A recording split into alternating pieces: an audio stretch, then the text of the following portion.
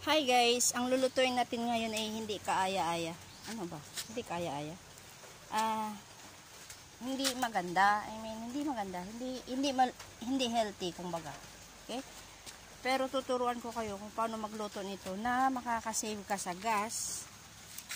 Parang wala ng gas Mahangin kasi. Makaka-save ka sa gas and masarap pati yung luto mo. Okay? Kadalasan yung iba dyan, pag nagluluto ng kanton, okay, ang dami nilang tubig. Sa akin hindi. Kumbaga tansyahin ko lang siya na kasi maliban dito, 'di ba? Mabilis mo siyang mapakuluin.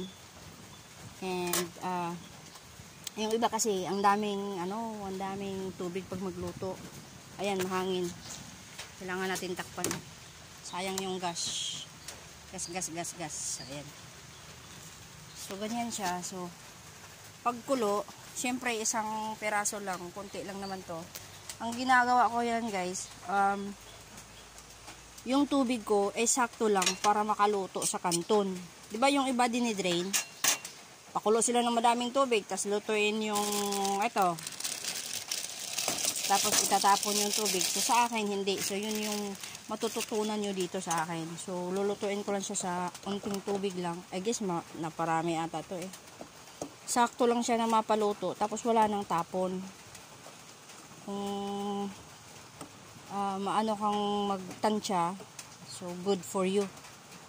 Kung very good kang magtansya kasi unti lang talagang mo. So yan, ganyan niya guys. Dito ko na rin to isasahog mamaya. If okay itong feeling ko napadami yung tubig. So, maluluto naman yan Isasag mo lang siya sana. Isusuk. By the way guys, yung suk, alam mo yung suk? Diba? Nakababad kumbaga. Yung sag, minsan gumagamit ako ng word na sag, which means, alam mo yung, nandun, kumbaga, pumapailalim na. Hirap yun ng word. So, ganyan lang siya. Tapos, dahil nga konti lang yung tubig, so kailangan patubigan mo dito. So i-ano mo siya. Balihon. Sa Bisaya pa balihon. Sa kabilang side naman para maluto talaga siya. So kung gusto ko nang medyo may kumbaga pansit. Ano bang tawag doon? Pansit lumi? Pansit lumi ba? Medyo basa yung pansit. Hindi dry. So hindi ko na siya tatanggalan ng tubig. Para hindi din masyadong maalat. So, depende sa inyo yan, guys. So, ganyan. Nakakatipid kayo ng gas. Kung mayroon kayong heater, magpa-heat na kayo ng tubig. Mas mainit na siya. Para mas tipid na tipid. Okay? Ayan. Malapit na ito maluto. Ayoko kasi ng lata. Ayan. Sabi ko sa inyo, madami pa yung tubig Pero lulutuin natin ng maayos.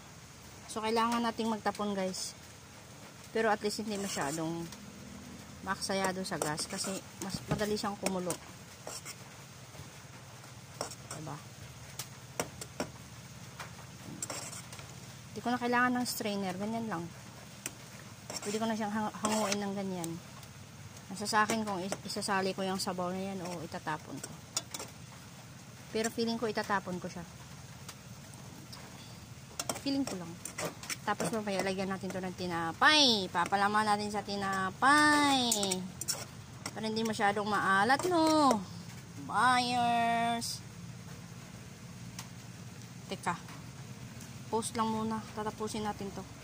Ito na guys. Diba sabi ko gusto ko yung medyo basa-basa. So, dito ko na rin itatapon yung pag-mix. Pwede natin patayin yung ilaw. Dito ko na i-mix yung mga sahog. Gusto ko kasi medyo basa. Ayan. Oops. Siyempre, binutasan na natin yung kanina when naka-post siya. Ayan. Ganyan na. Medyo basa-basa siya. Pansit palabok. Joke. Yan siya. Medyo hindi masyadong maalat to. Kasi may tubig siya. Yan, ililipat na natin to. Siyempre, huwag natin yan. Siyempre, itatapon yung basura. Okay guys, teka, lagay natin sa plate. So, ayan na po ang ating canton. Kakainin natin with, siyempre, yan, may fruit salad pang nakaabang.